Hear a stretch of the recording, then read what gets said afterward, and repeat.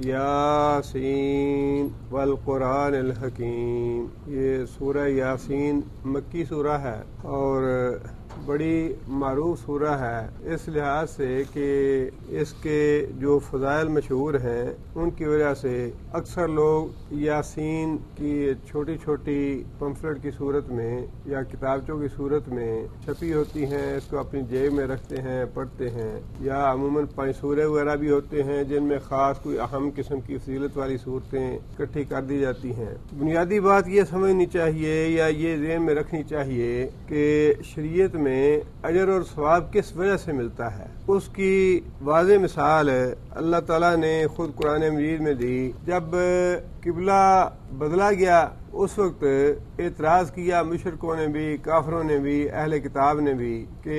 محمد صلی اللہ علیہ وسلم کے قبلے کا پتہ نہیں چلتا یا ان کے عقائد اور نظریات کا پتہ نہیں چلتا، کبھی اس طرف چہرہ کرتے ہیں، کبھی اس کو اپنا قبلہ بناتے ہیں۔ اس کے جواب میں اللہ تعالیٰ نے بڑی ایک اچھی بات واضح فرمائی کہ بر کیا ہے، نیکی کیا ہے۔ اللہ تعالیٰ ارشاد فرماتے ہیں لیس البر ان تولوا وجوہکم قبل المشرق والمغرب، مشرق کی طرف منہ کرنا نیکی نہیں ہے، مغرب کی طرف منہ کرنا نیکی نہیں ہے، ولکن البر من آمن باللہ والیوم الآخر والملائکۃ والکتب والنبیین۔ اصل نیکی یہ ہے کہ اللہ پر ایمان لایا جائے، اللہ کی بات مانی جائے، والیوم الآخر اور یوم آخر پہ ایمان رکھا جائے، والملائکۃ فرشتوں پہ ایمان لایا جائے، والکتاب اور کتابوں پہ ایمان لایا جائے، والنبیین اور نبیوں پہ ایمان لایا جائے۔ بڑی بنیادی بات اللہ تعالیٰ نے یہ ارشاد فرما دی کہ جو چیز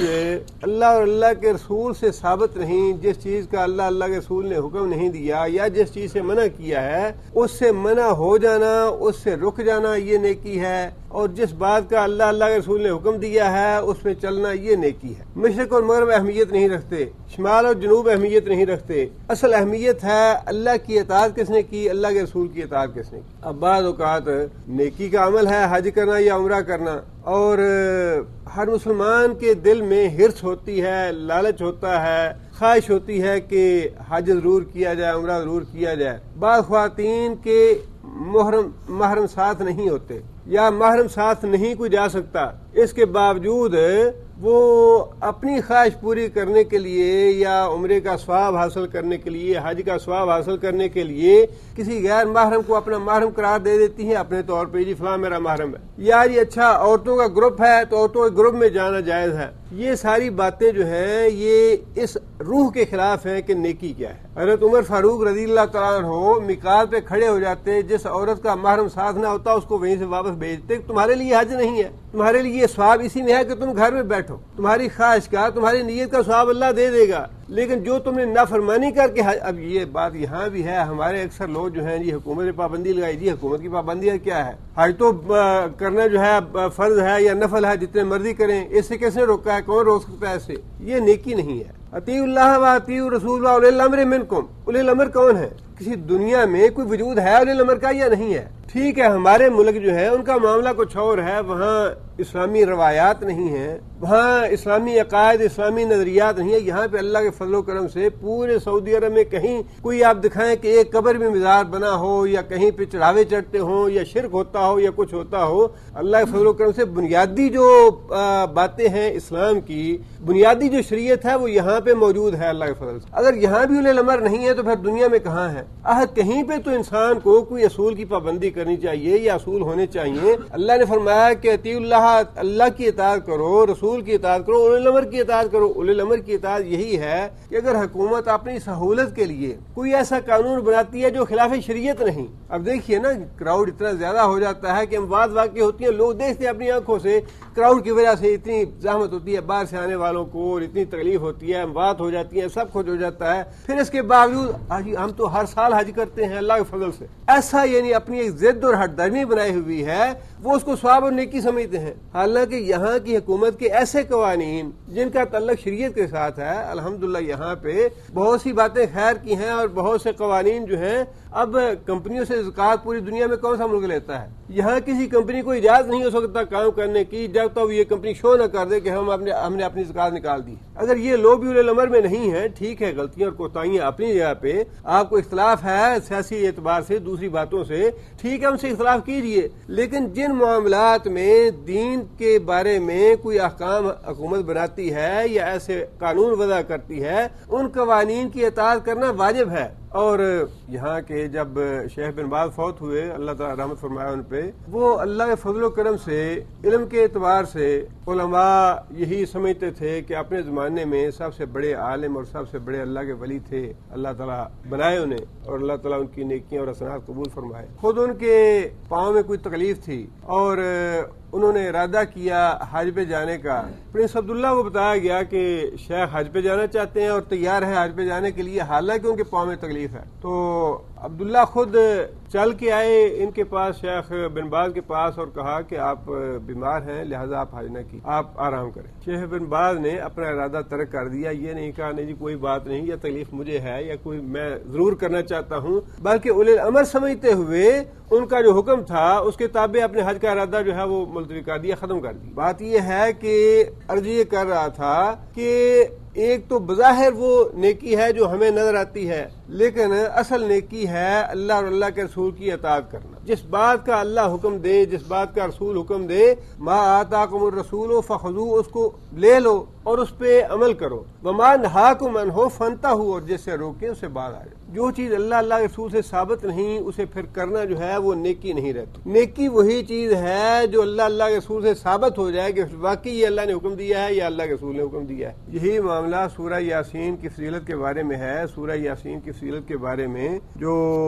احادیث مروی ہیں، وہ احادیث میں پڑھ کے سنا دیتا ہوں، ان میں سے بیشتر احادیث جو ہیں وہ ضعیف ہیں، لیکن اس کا چلن اتنا عام ہو گیا ہے کہ لوگ قرآن پڑھنے کا اتنا اہتمام نہیں کرتے جتنا اہتمام سورہ یاسین پڑھنے کا کرتے ہیں۔ سورہ یاسین کی تلاوت جو ہے، اس سے میں منع نہیں کرتا، نہ ہی یہ بات ہے کہ تلاوت نہیں کرنی چاہیے۔ جو نیکی کا کام ہے یا نیکی کی نیت سے کیا جاتا ہے، ممکن ہے کہ ایک آدمی سورہ یاسین کی تلاوت کرتا ہے، اللہ اس کے بدلے میں اس کو یہ توفیق دے دے کہ وہ سارے قرآن کی تلاوت کرے، لیکن اصل نیکی وہی ہے جس کا اللہ کے رسول نے حکم دیا، اور جس سے اللہ کا رسول منع کر دیں اس سے رک جانا چاہیے۔ جو چیز اللہ کے رسول سے ثابت نہ ہو اس کو نیکی نہیں سمجھنا چاہیے۔ اب احادیث جو ہیں وہ یہ ہیں کہ ایک حدیث تو یہ ہے کہ سورہ یاسین کے ایک بار پڑھنے سے 10 قرآن کا ثواب ملتا ہے، بڑی فضیلت ہے، لیکن اس ثواب کا تعین کرنا جو ہے، اگر تو اللہ کے رسول نے فی الواقع کیا ہو اور ثابت ہو جائے صحیح حدیث کے مطابق اور صحیح سند کے ساتھ، تو پھر اس میں کوئی حرج کی بات نہیں، اس پہ عمل کرنا چاہیے۔ لیکن اگر یہ پتہ چل جائے کہ یہ حدیث صحیح نہیں ہے اور ضعیف ہے حدیث، تو پھر یہ سمجھ کے نہیں کرنا چاہیے تلاوت۔ ویسے تلاوت کرنی چاہیے، لیکن یہ نیت رکھ کے یا یہ بات ذہن میں رکھ کے نہیں کرنی چاہیے کہ ایک دفعہ پڑھوں گا تو 100 مرتبہ قرآن مجید کا ثواب ملے گا۔ اب نبی صلی اللہ علیہ وسلم سے یہ بات ثابت ہے کہ جو آدمی قل هو اللہ احد 3 مرتبہ پڑھے اس کو ایک بار قرآن مجید کا ثواب ملتا ہے۔ اب چونکہ یہ حدیث سے ثابت ہے، صحیح حدیث ہے، لہذا اس نیت سے 3 بار قل هو اللہ پڑھنے والے کو ثواب ملے گا۔ لیکن اس میں بھی یہ بات یاد رکھنی چاہیے کہ ایک تو یہ ہے کہ انسان پورے قرآن مجید کو سورہ فاتحہ سے لے کر والناس تک پڑھے، جس میں انسان کو 1 مہینہ لگ سکتا ہے، یا کم سے کم بہت زیادہ بھی پڑھے تو 5 دن یا پھر 3 دن یا آخر وہ 3 4 5 ہفتے یا مہینہ یا 2 مہینے یا جتنا بھی عرصہ لگا، 3 بار قل هو اللہ پڑھنا جو ہے ثواب کے اعتبار سے تو اللہ تعالیٰ اس کو ثواب دے دیں گے، لیکن جو اس کے ایمان میں تازگی پیدا ہونی ہے، تقوی پیدا ہونا ہے، جو علم اس کو حاصل ہونا ہے، جو اس کا تزکیہ نفس ہونا ہے، وہ اس کے برابر نہیں ہے۔ یہ بالکل ایسے ہی بات ہے، ایک آدمی پی ایچ ڈی کرتا ہے 2 سال 4 سال 5 سال لگا کے، اور ایک وہ حکومت جو ہے وہ اعزازی پی ایچ ڈی دے دیتی ہے۔ ڈاکٹر وہ بھی لکھ سکتا ہے اپنے نام کے ساتھ، جس کو اعزازی ڈگری ملی ہے پی ایچ ڈی کی، ڈاکٹر تو وہ بھی اپنے نام کے ساتھ لکھے گا، لیکن جو علم حاصل ہوا، جس نے پورا 4 5 سال لگا کے پی ایچ ڈی کی، وہ علم تو اس کو حاصل نہیں ہوا۔ اسی طرح ان چیزوں کے فضائل جو ہیں وہ اتنے زیادہ ہیں کہ اللہ کے رسول نے فرما دیا کہ بھئی اس کی اتنی زیادہ فضیلت ہے، اتنا اجر و ثواب ہے کہ اگر تم 3 دفعہ پڑھو گے تو قرآن مجید کے برابر ثواب مل جائے گا تمہیں۔ لیکن اس کا مطلب یہ نہیں کہ آدمی یہ سمجھ لے کہ میں روزانہ 3 دفعہ یہی پڑھ لوں، اس کے بعد قرآن مجید کو ہاتھ نہ لگاؤں۔ یہ چیز جو ہے یہ اس کی روح کے خلاف ہے۔ یا انسان یہ سمجھ لے کہ سورہ یاسین کو 1 دفعہ پڑھے، 10 مرتبہ قرآن پڑھ لیا، اس کا ثواب مل گیا، اب قرآن مجید کو پڑھنے کی کیا ضرورت ہے۔ اور جو 5 سورے وغیرہ پڑھتے ہیں وہ اصل میں یہی چیز ہوتی ہے، وہ سمجھ لیتے ہیں کہ جی جتنا ثواب ہمیں قرآن پڑھ کے ملنا ہے اتنا ثواب تو ہمیں اس سے مل جائے گا. لہٰذا وہ 5 سورے کا تو بڑا اہتمام کرتے ہیں, روزانہ کھول کے پڑھتے ہیں اسے. لیکن قرآن مجید کو جو علم حاصل کرنے کے لیے, تزکیہ نفس حاصل کرنے کے لیے, ایمان کو تازی بہینے کے لیے جو مطلوب ہے اس کو وہ ترک کر دیتے ہیں. یہ اس میں ایک نقصان ہے. ایک تو یہ حدیث جو ہے ضعیف ہے کہ 10 بار پڑھنے کا ثواب ملتا ہے. دوسری حدیث یہ ہے کہ اپنے مردوں کے پاس سورہ یاسین پڑھا کرو. حدیث کے الفاظ موجود ہیں, یہ بہقی میں ہیں, لیکن یہ بھی صحیح حدیث نہیں ہے بلکہ ضعیف ہے, کیونکہ اس میں توحید کا ذکر بھی ہے, آخرت کا بھی ہے, رسالت کا بھی ہے, اور دلائل بڑے پرزور دیے گئے ہیں اور بڑے اچھے طریقے سے مسائل اور احکام واضح کیے گئے ہیں. لہذا علماء نے, بعض حضرات نے تو اس حدیث کے حوالے سے یہ بات لکھی ہے, اور بعض مفسرین نے یوں لکھا ہے کہ علماء نے اس سورہ کے مضمون سے یہ بات اخذ کی کہ اگر مرنے والے کے پاس یہ بیٹھ کے پڑھا جائے تو مرنے والے کے عقائد اور نظریات اور اس کا جو ہے وہ اس کی اصلاح ہوگی, اس کی تازگی ہوگی, اور وہ صحیح ایمان کی حالت میں دنیا سے رخصت ہوگا. لہذا اس کو پڑھنا چاہیے. اس کا مطلب یہی ہے کہ جس چیز کی سند میں یقین نہ ہو یا ضعف ہو اس کو اسی درجے میں ہی رکھنا چاہیے. اسی طرح یہ حدیث بھی تقریباً سبھی مفسرین نے نقل کی ہے اس کی فضیلت میں, لیکن حدیث یہ بھی ضعیف ہے. ہر چیز کا دل ہوتا ہے, قرآن مجید کا دل سورہ یاسین. اب جو چیزیں نبی صلی اللہ علیہ وسلم نے بتلا دی, مثال کے طور پہ نبی صلی اللہ علیہ وسلم نے فرمایا کہ سورہ فاتحہ القرآن ہے, سارے قرآن کا نچوڑ, سارے قرآن کی جڑ, سارے قرآن کی اصل, یا سارے قرآن کی ماں اپنے مضامین کے اعتبار سے. وہ ثابت ہے, وہ بالکل صحیح بات ہے, لیکن یہ حدیث بھی چونکہ ضعیف ہے, لیکن ضعیف حدیث کو بھی فضائل کے معاملات میں بعض اہل علم نے قبول کیا ہے. اس کی توجیہ بھی بعض علماء نے کی ہے کہ جس طرح انسان کی جسمانی صحت کا دار و مدار دل کی صحت پہ ہے, دل صحیح ہو تو انسان کی صحت برقرار رہتی ہے, اسی طرح سورہ یاسین میں جو مضامین دیے گئے ہیں ان پہ انسان کا پورا عقیدہ ہو اور ان سے پورا تمسک ہو, ان سے پوری طرح انسان عمل کرے تو انسان کی جو روح ہے وہ صحت مند رہتی ہے. اسی طرح ایک حدیث یہ بھی ہے, جو اپنی حاجت کے لیے سورہ یاسین پڑھے گا اس کی حاجت پوری ہوگی. اور اسی طرح کی باتیں جو ہے عموماً بڑی اٹریکشن کا باعث بنتی ہیں لوگوں کے لیے. مسائل اٹکے ہوئے ہیں, مشکلات ہیں, مصیبتیں, انسان کہتا ہے چلو یہ پڑھو, اسی طرح ہی کرو, یہ حاصل ہو جائے گا. تو یہ ایک طرح سے انسان کا وہ جو جسے کہتے ہیں شارٹ کٹ, انسان راستہ تلاش کر لیتا ہے. انسان کے ذہن میں بات آ جاتی ہے, ورنہ تو پورا قرآن جو ہے وہ اللہ سے دعا کا ذریعہ ہے اور اللہ سے حاجات پوری کرنے کا ذریعہ ہے. محض ایک حصے کو یا چند آیات کو یا چند ایک سورت کو مختص کر دینا جو ہے نا, اور پھر اسی کو پڑھتے رہنا, باقی قرآن کو چھوڑ دینا یا ضرورت محسوس نہ کرنا یا اس کو ترک کر دینا, یہ اس میں خرابی کی بات ہے. ہونا تو یہ چاہیے کہ پورے کا پورا قرآن جو ہے اس کو سبکن پڑھا جائے, اہتمام کے ساتھ پڑھا جائے, روزانہ کی تلاوت کے لیے وقت مقرر کیا جائے اور اس کی پابندی کی جائے. ہونا تو یہ چاہیے قرآن کی تلاوت کے لیے. ایک اور حدیث یہ ہے کہ جو آدمی صبح کو پڑھے گا وہ شام تک خوش و خرم رہے گا, اور جو آدمی شام کو پڑھے گا وہ صبح تک خوش و خرم رہے گا. لیکن یہ حدیث بھی صحت اس کی صحیح نہیں ہے. اسی طرح یہ حدیث بھی, لیکن حدیث یہ بھی ضعیف ہے. زمین و آسمان کی تخلیق سے 1000 سال پہلے اللہ تعالیٰ نے سورہ یاسین اور سورہ طٰہٰ فرشتوں کے سامنے پڑھی یا ان کو پڑھ کے سنائی, تو فرشتوں نے کہا کہ خوش نصیب ہے وہ امت جس پہ یہ آیتیں نازل کی جائیں گی, خوش نصیب ہے وہ دل جو ان آیتوں کو یاد کرے گا, اور خوش نصیب ہے وہ زبان جو ان آیتوں کی تلاوت کرے گی. سورہ یاسین کی تلاوت کی جائے تو انشاءاللہ خیر و برکت کا باعث ہے, لیکن سورہ یاسین کی تلاوت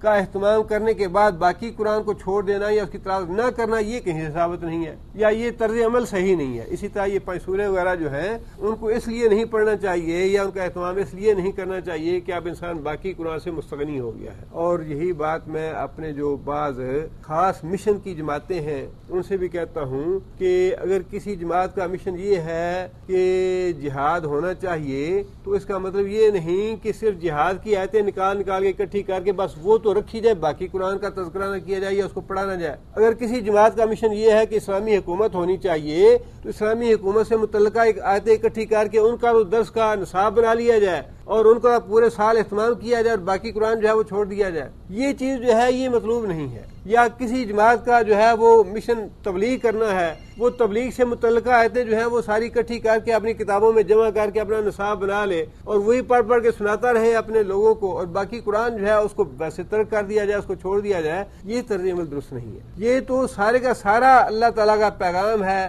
سورہ فاتحہ سے لے کر والناس تک، اور سارے کا سارا پڑھنا مطلوب ہے، سارے کے سارے قرآن پہ عمل کرنا مطلوب ہے۔ یاسین کا لفظ جو ہے اس پہ بھی مختلف مفسرین نے بحث کی ہے یا اس کا مطلب اور معنی بتایا ہے، لیکن صحیح بات یہی ہے کہ حروف مقطعات میں سے ہے جس کا علم اللہ تعالیٰ کو ہے۔ اس کے بعد یہ بعض حضرات نے لکھا ہے کہ یا جو ہے یہ ندا کا ہے، سین جو ہے یہ سردار کے لیے ہے یا انسان کے لیے ہے، اور مراد ہے اس سے نبی صلی اللہ علیہ وسلم۔ علامہ اقبال نے بھی لکھا ہے کہ وہی قرآن، وہی طٰہٰ، وہی یاسین، لیکن وہ بھی کسی چیز سے ثابت نہیں ہے، شاعری ہے وہ بھی۔ یاسین اس کے معنی جو ہے صرف اللہ تعالیٰ بہتر جانتے ہیں۔ والقرآن الحکیم، وا جو ہے یہ قسم کا ہے، والقرآن قسم ہے قرآن کی، الحکیم جو حکمت سے لبریز ہے، حکمت سے بھرا ہوا ہے، اس کی ساری آیتیں حکمت پر مبنی ہیں، اس کے سارے احکام حکمت پر مبنی ہیں۔ اللہ تعالیٰ نے قرآن حکیم کی خود قسم کھائی ہے یہاں پہ۔ اللہ تعالیٰ کے لیے جائز ہے، اور اللہ تعالیٰ جس چیز کی چاہے قسم کھا لیں، اللہ تعالیٰ کے لیے پابندی نہیں، لیکن لوگوں کے لیے یہ پابندی ہے۔ اللہ کے رسول نے فرمایا کہ سوائے اللہ کے کسی کی قسم نہ کھائی جائے، اللہ کے سوا کسی کی قسم نہ کھائی جائے، قرآن مجید کی قسم نہ کھائی جائے، بیت اللہ شریف کی قسم نہ کھائی جائے، اپنی ماں کی یا اپنے باپ کی قسم نہ کھائی جائے، نبی صلی اللہ علیہ وسلم کی قسم نہ کھائی جائے، کسی بھی دوسری چیز کی قسم کھانا حرام ہے، قطعی ممنوع ہے۔ بلکہ ایک حدیث میں الفاظ یہ ہیں کہ جو آدمی اللہ کے علاوہ کسی دوسرے کی قسم کھا لے وہ اپنے ایمان کی تجدید کرے، لا الہ الا اللہ پھر سے پڑھے۔ لیکن یہ پابندی خود اللہ تعالیٰ کے لیے نہیں ہے، اللہ تعالیٰ تو مالک ہیں، اور اللہ تعالیٰ قسم کا معنی کیا ہوتا ہے؟ جس کی آپ قسم کھاتے ہیں اس کو آپ اس معاملے کا گواہ بناتے ہیں۔ بھئی میں نے اللہ کی قسم کھا کے یہ بات کہتا ہوں کہ میں نے یہ پیسے ادا کر دیے، کیا مطلب ہے اس کا؟ اس کا مطلب یہ ہے کہ میں اللہ کو گواہ بناتا ہوں کہ میں نے یہ پیسے ادا کر دیے۔ قسم کا مطلب ہے گواہ بنانا۔ اب اللہ کے علاوہ اور آپ نہ قرآن کو گواہ بنا سکتے ہیں، نہ نبی صلی اللہ علیہ وسلم کو گواہ بنا سکتے ہیں، نہ بیت اللہ شریف کو، نہ ماں، نہ باپ، نہ کوئی حضرت صاحب، نہ پیر صاحب، نہ دادا صاحب، نہ کوئی بھی گواہ نہیں، اس لیے کہ سارے عالم الغیب ذات صرف اللہ تعالیٰ کی ہے۔ اللہ ہی جانتا ہے کہ کس نے کیا کیا کیا نہیں کیا، اور گواہی صرف اللہ ہی دے سکتے ہیں کسی بات کی، اور کوئی گواہی نہیں دے سکتا۔ لہذا اللہ کے نام کے علاوہ کسی دوسرے کی قسم نہیں کھانی چاہیے۔ اللہ تعالیٰ نے خود قرآن مجید میں بہت سی چیزوں کی قسمیں کھائی ہیں، اور یہ پابندی اللہ تعالیٰ کے لیے نہیں ہے۔ جس چیز کی قسم کھائی اللہ تعالیٰ نے، اس چیز کو اللہ تعالیٰ نے گواہ بنایا اس بات کے لیے جو اس کے بعد کہی گئی۔ مثال کے طور پہ اس کے بعد اللہ تعالیٰ نے یہ بات ارشاد فرمائی، انکا لمن المرسلین، انکا بے شک تو، مراد ہے حضرت محمد صلی اللہ علیہ وسلم، بے شک تو لمن المرسلین رسولوں میں سے ہے۔ مرسل کیا ہے؟ مفعول ہے، اور مرسل فاعل ہے، سین کی زیر کے ساتھ مرسل بھیجنے والا، اور مرسل سین کے اوپر زبر آ جائے تو مفعول ہو جاتا ہے بھیجا گیا۔ مرسلین جو بھیجے گئے تو انہی میں سے ہے۔ اب اس بات پہ اللہ تعالیٰ نے قرآن مجید کو گواہ بنایا کہ یہ قرآن اس بات کا گواہ ہے کہ تو واقعی رسول سے ہے، رسولوں میں سے ہے، اس لیے کہ یہ قرآن جو ہے یہ وحی کے ذریعے تمہیں ملا، اور جبریل اسی پہ آتے ہیں جو اللہ کا رسول ہے، اور پھر یہ کسی دوسرے بندے کی یا کسی عام آدمی کی بنائی ہوئی تصنیف نہیں، لکھی ہوئی کتاب نہیں، نہ ہی آپ کی اپنی لکھی ہوئی کتاب ہے۔ لہٰذا یہ قرآن مجید بذات خود اس کا اللہ کی طرف سے نازل ہونا اور اس کے احکام، اس کی آیات اس بات کی شاہد ہیں، اس بات کی گواہ ہیں کہ واقعی آپ اللہ کے رسول ہی ہیں، اس لیے کہ کوئی دوسرا آدمی ایسی آیات نہیں بنا سکتا، اور جبرائیل جو ہے وہ رسولوں کے علاوہ کسی دوسرے کے پاس آتے نہیں، لہٰذا آپ اللہ کے رسول ہیں۔ اور یہ بات نبی صلی اللہ علیہ وسلم کو اس لیے نہیں بتائی گئی کہ نبی صلی اللہ علیہ وسلم کو معاذ اللہ کوئی شک تھا یا نبی صلی اللہ علیہ وسلم کو اس معاملے میں تاکید کرنی تھی، بلکہ مطلب یہ ہے کہ جو کفار نبی صلی اللہ علیہ وسلم کی رسالت میں شک کرنے والے تھے ان کو سنایا گیا، ان کو انتباہ کیا گیا، انہیں یہ بتایا گیا کہ یہ قرآن مجید جو ہے جس میں چیلنج دیا گیا ہے اس کی حقانیت کا اور اس کی آیات کے کے بارے میں یہ اس بات کا گواہ ہے کہ واقعی محمد صلی اللہ علیہ وسلم اللہ کے رسول ہیں۔ آگے پھر فرمایا الی صراط مستقیم، یہ انکا کا لفظ جو ہے یہ اس آیت پہ بھی ہے، انکا الی صراط مستقیم، اور یہ قرآن مجید ہی اس بات کا گواہ ہے کہ آپ صراط مستقیم پہ۔ قرآن مجید چونکہ اللہ تعالیٰ کی طرف سے نازل کردہ ہے اور اللہ بہتر جانتے ہیں کہ میرے بندوں کے لیے سیدھا راستہ کون سا ہے، جو راستہ جو طرز زندگی اللہ تعالیٰ دیں گے انسانوں کو وہی نجات کا اور کامیابی کا راستہ ہے۔ لہٰذا اس قرآن مجید میں اللہ تعالیٰ نے صحیح طرز زندگی بسر کرنے کے احکام دیے ہیں جو کہ اس بات کے گواہ ہیں کہ آپ سیدھے راستے پہ ہیں، جس بات کی آپ دعوت دیتے ہیں توحید کی، رسالت کی، آخرت کی، وہ بالکل سیدھا راستہ ہے۔ آگے اللہ فرماتے ہیں تنزیل العزیز الرحیم، تنزیل نازل کردہ، نازل شدہ ہے یہ قرآن مجید العزیز الرحیم، اس ذات کی طرف سے جو غالب بھی ہے اور جو مہربان بھی ہے۔ دو صفتیں اللہ تعالیٰ نے اکٹھی بیان فرمائی، ایک عزیز کی اور ایک رحیم کی۔ عزیز تو ان کے لیے ہے کہ جو اس قرآن پہ ایمان نہیں لاتے اور کفر کرتے ہیں، اللہ پوری طرح قادر ہے کہ جو اس قرآن کا انکار کرے فوراً اسے پکڑ لے، فوراً اس کو سزا دے اور اس پہ عذاب بھیج۔ لیکن اللہ تعالیٰ مہربان ہے، رحیم ہے، غفور ہے، اللہ ایسا کرتے نہیں۔ اللہ تعالیٰ غالب ہے پوری طرح کہ اللہ تعالیٰ جسے پکڑنا چاہیں یا انکار کرنے والوں کو سزا دینا چاہیں تو فوراً سزا دے ڈالیں، لیکن اللہ تعالیٰ ایسا کرتے نہیں۔ اور رحیم کا لفظ جو ہے یہ ایمان لانے والوں کے لیے ہے کہ جو ایمان لے آئیں گے ان کے لیے اللہ کی ذات بڑی ہی مہربان اور بڑی ہی رحم فرمانے والی ہے۔ آگے اللہ فرماتے ہیں لِتُنذِرَ قَوْمًا مَا أُنذِرَ آبَاؤُهُمْ فَهُمْ غَافِلُونَ، لِتُنذِرَ تاکہ تو ڈرائے، تنذرا کون سا فعل ہے؟ مضارع ہے، واحد حاضر کا صیغہ ہے، تاکہ تو ڈرائے، تو خبردار کرے، قومن اس قوم کو، ما انذرا نہیں ڈرائے گئے، آباؤہم ان کے باپ، فہم غافلون اور وہ غفلت میں پڑے ہوئے ہیں، تاکہ تو ڈرائے اس قوم کو۔ قوم کا لفظ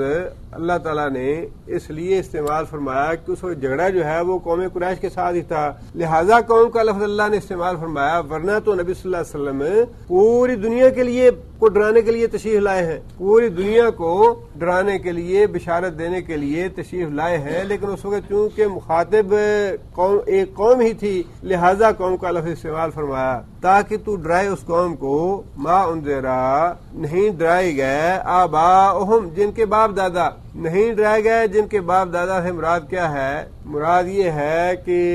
عرب میں حضرت ابراہیم علیہ السلام اور حضرت اسماعیل علیہ السلام کے بعد کوئی دوسرا نبی نہیں آیا تھا۔ بعض رات نے حضرت شعیب علیہ السلام کا نام بھی لکھا ہے کہ ان کے بعد، لیکن حضرت شعیب علیہ السلام کے بعد بھی 2000 سال کا طویل عرصہ گزر چکا تھا کہ عرب میں کوئی پیغمبر نہیں آیا تھا آل اسماعیل سے، لہذا اللہ تعالیٰ نے یہ بات ارشاد فرمائی کہ 2000 سال سے اتنا طویل عرصہ جو ہے اس کو اللہ نے فرمایا کہ ما انذر آباؤہم کہ ان کے آباء و اجداد جو ہے ان کو ڈرانے والا کوئی نہیں آیا، لہذا آپ جائیے اور ان کو جا کے ڈرائیے۔ لیکن اس کا مطلب یہ نہیں ہے کہ اتنا طویل عرصہ جو ہے اللہ تعالیٰ نے ہدایت کے بغیر گزار دیا، مطلب یہ تھا کہ یہاں پہ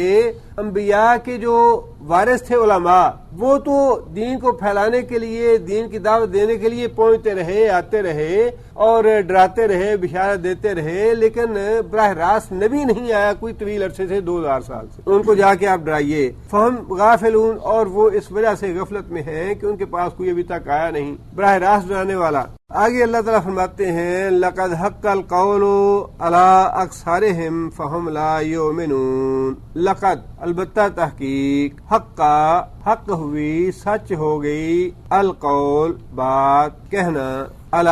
اوپر، اکثرہم ان کی اکثریت کے، ہم سے مراد سارے لوگ، دنیا کے عام جتنے بھی لوگ ہیں ان کو مخاطب کر کے اللہ تعالیٰ نے یہ بات ارشاد فرمائی، حق القول اللہ تعالیٰ کا قول ان کے بارے میں سچ ثابت ہو گیا، فہم لا یؤمنون اب وہ ایمان نہیں لائیں گے۔ اللہ تعالیٰ کا کون سا قول سچ ثابت ہو گیا؟ اللہ تعالیٰ نے قرآن مجید میں یہ بات ارشاد فرمائی ہے لَأَمْلَأَنَّ جَهَنَّمَ مِنَ الْجِنَّةِ وَالنَّاسِ أَجْمَعِينَ کہ میں جہنم کو بھر دوں گا جنوں سے بھی اور انسانوں سے بھی جو اللہ کے رسول کی تکذیب کریں گے، اور دوسری جگہ پہ اللہ نے یہ بات ارشاد فرمائی کہ جو شیطان کی پیروی کریں گے ان سب کو میں جہنم میں ڈال دوں گا، اور اکثریت جو ہے وہ شیطان کی پیروی کرنے والوں کی ہے۔ اکثریت جو ہے وہ ایمان نہ لانے والوں کی ہے۔ اس لیے اللہ تعالیٰ نے فرمایا کہ میں نے جو بات کہی تھی کہ میں جہنم کو جنوں سے اور انسانوں سے بھر دوں گا، وہ بات سچ ثابت ہو گئی اور لوگ ایمان نہیں لائے، اکثریت جو ہے وہ ایمان نہیں لائی۔ جیسا کہ نبی صلی اللہ علیہ وسلم کے زمانے میں بھی ہوا کہ اکثریت جو تھی وہ انکار کرنے والی تھی، کافروں کی تھی، اور ہر زمانے میں ہی یہ رہا کہ اکثریت جو ہے اس نے اللہ اور اللہ کے رسول کا انکار کر دیا، اور اللہ فرماتے ہیں کہ ان کے ایمان نہ لانے کی وجہ سے یہ بات سچ ثابت ہو گئی کہ میں جہنم کو جنوں سے اور انسانوں سے بھر دوں گا۔ آگے اللہ تعالیٰ نے ایمان نہ لانے کا سبب بتایا ہے کہ ان کے ایمان نہ لانے کی وجہ کیا ہوئی، اکثریت کیوں ایمان نہ لائی۔ اللہ فرماتے ہیں کہ انا بے شک ہم جعلنا ہم نے کیا، جعلنا کون سا فعل ہے؟ ماضی ہے جو متکلم کا صیغہ ہے۔ جعلنا ہم نے کیا، فی آناقہم، آناق واحد کیا ہے؟ عنق کا معنی گردن، فی آناقہم ان کی گردنوں میں ہم نے بنایا، ہم نے کیا ان کی گردنوں میں اغلال، اغلال کا معنی توق، جو گردن میں پٹا ڈالا جاتا ہے اس کو توق کہا جاتا ہے۔ اللہ فرماتے ہیں کہ ہم نے ان کی گردنوں میں توق ڈال رکھے ہیں۔ فہیا الی الاذقان، اذقان واحد کیا ہے؟ زکن، زکن کا معنی ٹھوڑی، اذقان، اور وہ جو توق ہیں ان کی ٹھوڑیوں تک پہنچ چکے ہیں۔ ہیا کا اشارہ کس طرف ہے؟ اغلال کی طرف۔ اغلال جو ہیں وہ ان کی ٹھوڑیوں تک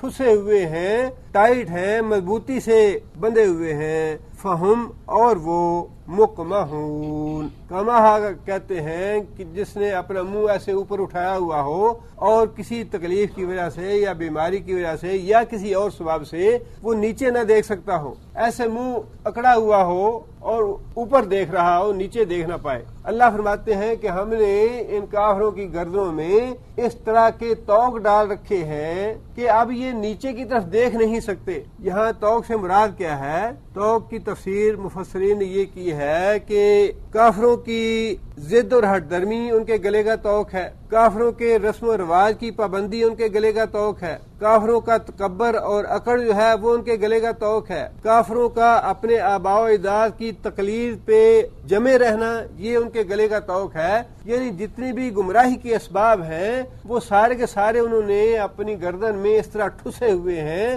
اس طرح مضبوطی سے باندھے ہوئے ہیں کہ اب ان کو یہ توفیق نہیں کہ وہ نیچے دیکھ سکیں اور راستہ جو ہے وہ تلاش کر سکیں۔ آنکھیں اوپر ہیں، منہ اوپر اٹھایا ہوا ہے اور چلتے جا رہے ہیں، جہاں کہیں کھڈا آئے گا گر پڑیں گے اس میں، لیکن ان کو اب یہ توفیق نہیں یا اس حالت میں نہیں ہے کہ ان کی آنکھیں جو ہیں وہ نیچے ہوں، ان کا چہرہ نیچے ہو اور اپنے سیدھا راستہ جو ہے وہ تلاش کر سکیں۔ اب یہ ایسے حقائق ہیں کہ انسان ہر زمانے میں کافروں پہ منطبق کر کے دیکھ سکتا ہے۔ جتنا مرضی آپ کہتے رہیں، اب پوری دنیا ہر ملک میں لاکھوں کے حساب سے لوگ اکٹھے ہو کے جلسے جلوس نکالتے ہیں، احتجاج کرتے ہیں کہ بھائی تم یہ جنگیں بند کرو، یہ عراق پہ ظلم بند کرو، افغانستان پہ ظلم بند کرو، لیکن آنکھوں پہ ایسی پٹی بندھی ہوئی ہے کہ دماغ میں بات آتی نہیں کہ لوگ کیا کہتے ہیں۔ ایسے لگتا ہے کہ کان بھی بند ہیں، آنکھیں بھی بند ہیں اور دماغوں میں پتھر اور بٹے پڑے ہوئے ہیں، کوئی بات سننے کے لیے تیار نہیں کہ پوری دنیا چیخ چیخ کے کیا کہہ رہی ہے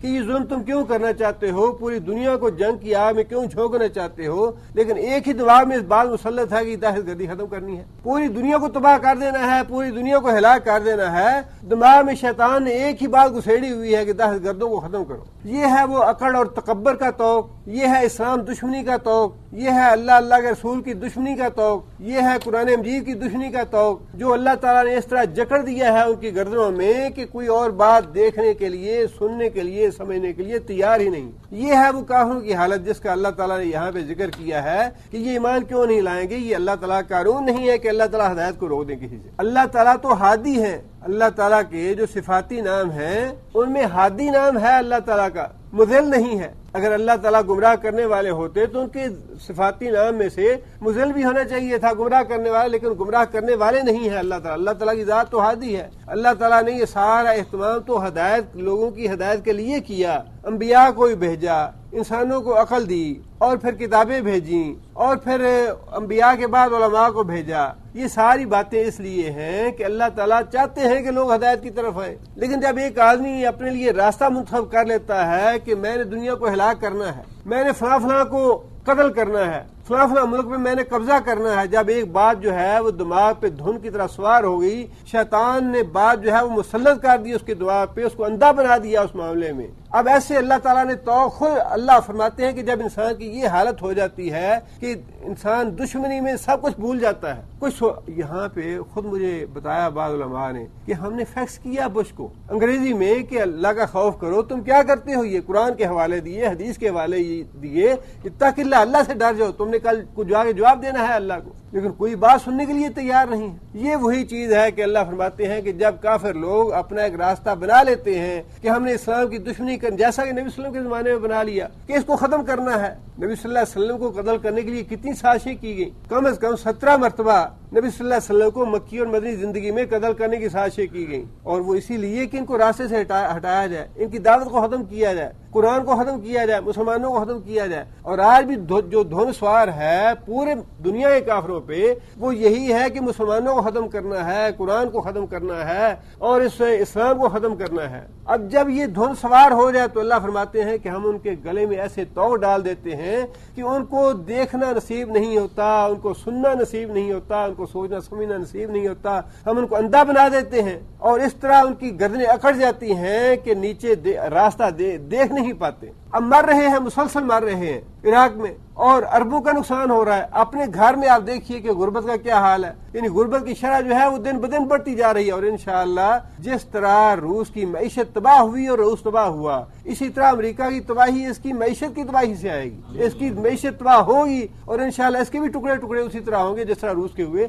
اور یہ کوئی ایسی بات تعلی والی بات نہیں ہے، یہ تو اللہ کا قانون ہے، یہ ہونا ہی ہونا ہے. خواہ کتنا بھی بچے جی، ہمارے پاس ڈالر چھاپنے میں کوئی ہمیں چیز رکاوٹ نہیں ہے، ہمارے پاس زر مبادلہ کی ضرورت نہیں ہے، جتنے مرضی ڈالر چھاپتے رہو، جتنے مرضی ڈالر ہیں. لیکن ایک اوپر ذات بیٹھی ہوئی ہے جو ہر چیز پہ قادر ہے، جس کا امر ہر چیز پہ غالب. بالکل یہ وہی کیفیت ہے جو اللہ نے یہاں بیان فرمائی ہے کہ ہم ان کے گلے میں مختلف قسم کے توق ڈال کے اس طرح اس کو ٹھس دیتے ہیں. تکبر کا توق ہے، اسلام دشمنی کا توق ہے، اللہ کے رسول کی دشمنی کا توق ہے، غرور کا تکبر ہے، اپنے سپر پاور ہونے کا تکبر ہے. یہ سارے تکبر اس طرح ٹھسے ہوئے ہیں کہ وہ اب سیدھا راستہ دیکھنے کی توفیق نہیں ہے. فہم مکمہون، اور وہ اپنی گردنیں اوپر اٹھائے ہوئے ہیں، اپنے منہ اوپر اٹھائے ہوئے ہیں. آگے اللہ فرماتے ہیں وَجَعَلْنَا مِن بَيْنِ أَيْدِيهِمْ سَدًّا، وَجَعَلْنَا، اور ہم نے بنا دیا، ہم نے کر دیا، بین ایدیہم، بین عید یہ عربی محاورہ ہے، ان کے سامنے، ہم سے مراد کافر ہیں، ان کے آگے سدن، رکاوٹ بنا دی، آڑ بنا دی، دیوار بنا دی. ومن خلفہم سدن، اور ان کے پیچھے بھی آڑ بنا دی، پیچھے بھی رکاوٹ بنا دی، پیچھے بھی دیوار بنا دی ہے. کتنا صاف اور واضح الفاظ میں اللہ تعالیٰ فرماتے ہیں کہ جب کوئی آدمی اللہ کی تکذیب کرتا ہے، اللہ کے نبی کی تکذیب کرتا ہے، نافرمانی کرتا ہے، اور اسلام کو ختم کرنے کے لیے، اسلام کو مٹانے کے لیے ضد اور ہٹ ترمی کا راستہ اختیار کرتا ہے،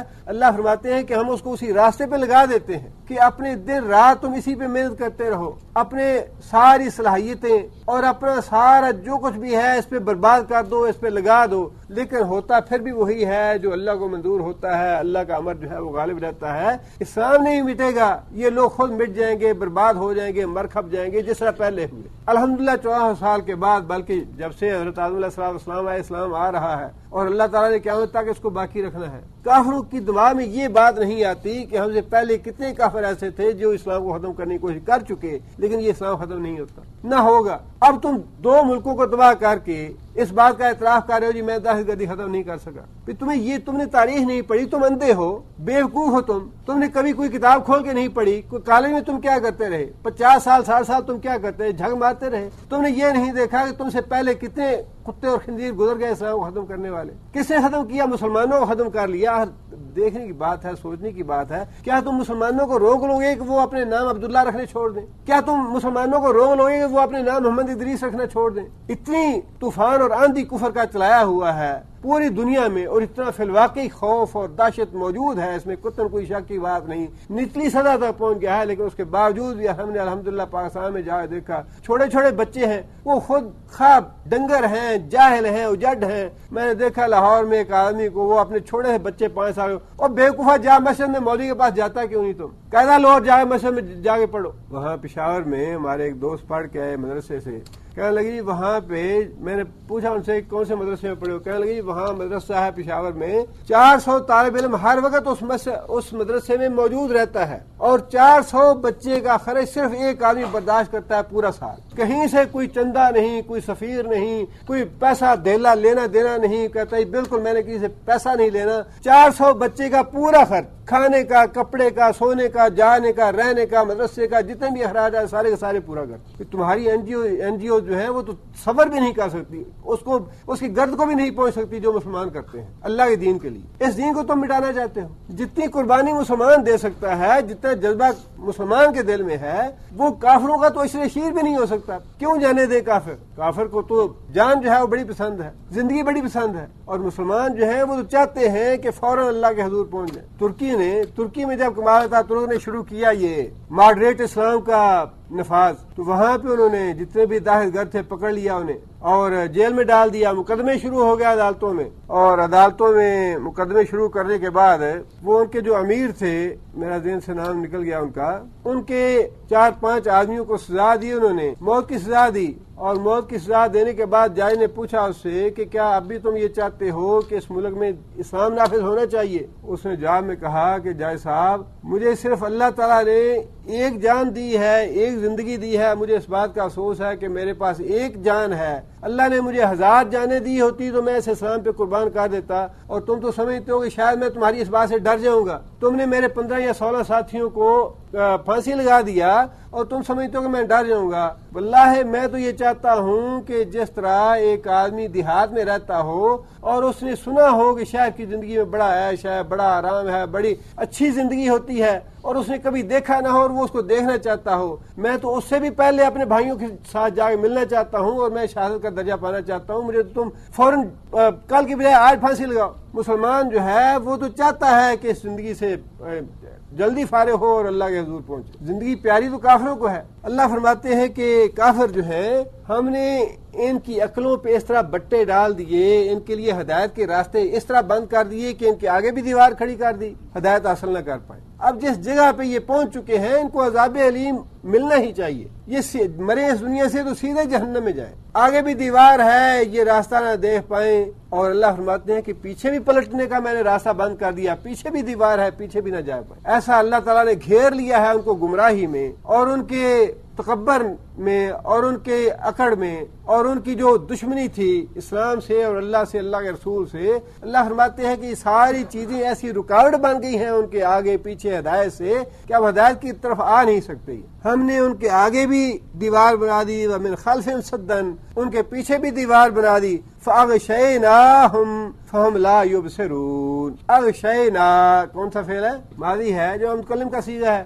غشی کا معنی غش کھال جانا، مطلب یہ ہے کہ عقل جو ہے اس کے اوپر اس کو ڈھانپ دیا جائے، وہ غشی ہے۔ اغشینا ہم نے ڈھانپ دیا، ہم نے پردہ ڈال دیا، ہم ان کے اوپر۔ اب اللہ خود فرماتے ہیں کہ میں نے ان کے اوپر پردہ ڈال دیا، اور بیوقوف یہ کہتے ہیں کہ اللہ تعالیٰ نے قرآن مجید میں یہ بات ارشاد فرمائی، اکنتن کا لفظ اللہ تعالیٰ نے استعمال فرمایا کہ کہتے ہیں کہ ہمارے کان جو ہے یہ محفوظ ہیں رسول اللہ صلی اللہ علیہ وسلم کی، محمد صلی اللہ علیہ وسلم کی تعلیم سننے سے، محمد صلی اللہ علیہ وسلم کی ہدایت سننے سے ہمارے کان محفوظ ہیں، اور بیوقوفوں کو یہ پتہ نہیں کہ اللہ تعالیٰ نے پردہ ڈال دیا تمہارے کانوں پہ، تمہاری آنکھوں میں پردہ ڈال دیا، تمہاری عقل پہ پردہ ڈال دیا کہ یہ اتنے گناہوں میں ڈوب چکے ہیں، اتنے یہ مجرم بن چکے ہیں، اتنے جرائم انہوں نے کر لیے کہ اب مجھے یہ پسند نہیں کہ ہدایت کی طرف آئے۔ ہدایت کے سارے راستے اللہ نے ایک ایک کر کے خود بند کر دیے، ان کے آگے بھی دیوار پیچھے بھی دیوار، اور فرمایا کہ اغشینا ہم نے ان کی عقل پہ پردہ ڈال دیا، ان کی آنکھوں پہ پردہ ڈال دیا، ان کے کانوں میں پردہ ڈال دیا،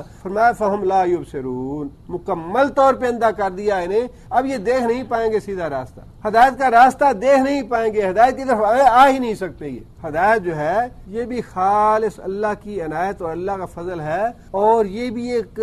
خاص حد تک ہوتا ہے۔ جب انسان وہ حد پار کر جاتا ہے پھر ہدایت کا راستہ بند ہو جاتا ہے۔ جب انسان مکمل طور پہ اللہ کا نافرمان بن جائے، اور یہی بات نبی صلی اللہ علیہ وسلم نے ایک حدیث میں ارشاد فرمائی، جب انسان ایک گناہ کرتا ہے تو اس کے دل پہ سیاہ نقطہ پڑ جاتا ہے، اور دوسرا کرتا ہے تو سیاہ نقطہ تھوڑا سا بڑھ جاتا ہے، اگر انسان گناہ کرتا جائے، گناہ میں ملوث ہوتا چلا جائے، وہ سیاہ نقطہ پھیلتا جاتا ہے، پورے دل کو ڈھانپ لیتا ہے، پورے دل پہ سیاہی چھا جاتی ہے، اور فرمایا کہ یہ وہ حالت ہے جس کے بارے میں اللہ تعالیٰ نے فرمایا کہ طبع اللہ علی قلوبہم، اللہ نے طبع اللہ علی قلوبہم، اللہ تعالیٰ نے ان کے دلوں پہ مہر لگا دی، یہ مہر لگ گئی ہے، اب یہ ہدایت کی طرف نہیں آ سکتا، ہدایت کے سارے راستے اس نے اپنے لیے بند کر دیے۔ لیکن نبی صلی اللہ علیہ وسلم نے فرمایا کہ جب انسان کے دل پہ گناہ کی وجہ سے نقطہ سیاہ لگتا ہے، اس کے بعد اگر انسان توبہ کر لے تو وہ سیاہ نقطہ دھل جاتا ہے، انسان کا دل صاف کر دیا جاتا ہے، گویا وہ ہدایت کی طرف پلٹ آتا ہے، جس کا مطلب یہ ہے کہ ہدایت حاصل کرنے کی بھی ایک حد ہے، ایک موقع ہے، جب انسان اس موقع کو گوا دیتا ہے یا اس موقع کو ضائع کر دیتا ہے یا اس حد سے پار ہو جاتا ہے تو پھر اللہ تعالیٰ اس کی ہدایت کے راستے بند کر دیتے۔ یہی وجہ ہے کہ بعض اوقات آپ اپنے گرد و پیش میں بھی دیکھتے ہیں یہ، یا اپنے ماحول میں بھی دیکھتے ہیں، فلاں آدمی ہے جی، بڑی اس کو تلقین کی ہے، بڑا اس کو سمجھایا ہے، بڑا اس کو بتایا ہے، سیدھے راستے پہ آتا ہی نہیں ہے، اللہ کے رسول کی بات سنتا ہی نہیں ہے۔ بھئی کیسے سنیں جب اللہ تعالیٰ نے اس کی ہدایت کے راستے ہی بند کر دیے؟ ہر انسان کو اس بات سے بھی پناہ مانگنی چاہیے کہ اللہ تعالیٰ کسی کے لیے ہدایت کا راستہ بند کر دے۔ انسان کو مسلسل توبہ اور استغفار کرتے رہنا چاہیے اپنے گناہوں کے لیے، کہ جو انسان سے گناہ ہوئے، جو غلطیاں ہوئی یا جو نافرمانی کے کام ہوئے، اللہ تعالیٰ ان کو معاف فرما دے اور ان کو صاف کرتا رہے، انسان کی ہدایت کا راستہ کھلا رہے۔ آگے پھر اللہ تعالیٰ نے یہ بات ارشاد فرمائی، وَسَوَاءٌ عَلَيْهِمْ أَأَنذَرْتَهُمْ أَمْ لَمْ تُنذِرْهُمْ لَا يُؤْمِنُونَ۔ سوا کا معنی برابر، سواء برابر ہے، علیہم اوپر ان کے لیے، کن کے لیے؟ کافروں کے لیے۔ انذرتہم، انذرتا کون سا فعل ہے؟ مذکر حاضر کا فعل۔ انذرتا تو نے ڈرایا،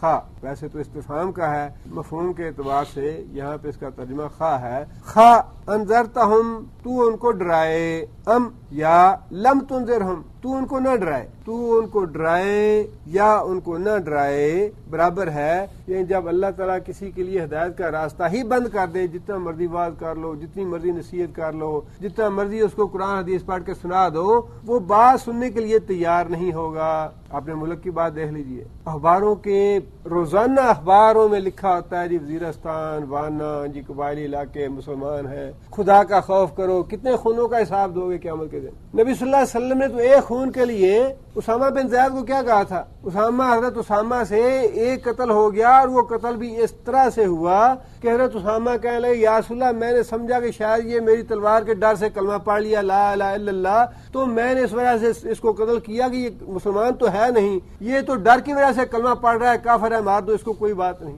نبی صلی اللہ علیہ وسلم نے فرمایا کہ اسامہ قیامت کے دن جب یہ کلمہ خود مقدمہ دائر کرے گا اللہ کی بارگاہ میں، خود فریاد لے کے آئے گا اللہ کی بارگاہ میں، تم اس کا کیا جواب دو گے؟ کلمے کا کیا جواب دو گے؟ کیا جواب دو گے؟ نبی صلی اللہ علیہ وسلم نے 3 بار یہ بات ارشاد فرمائی کہ اسامہ قیامت کے دن اللہ کو کیا جواب دو گے؟ ایک خون کے لیے روزانہ تم 70، 80، 100 بندے جو ہے وہ مسلمان بے گناہ، عورتیں بھی، بچے بھی، مرد بھی مروا رہے ہو، کس کس کا حساب دو گے؟ قیامت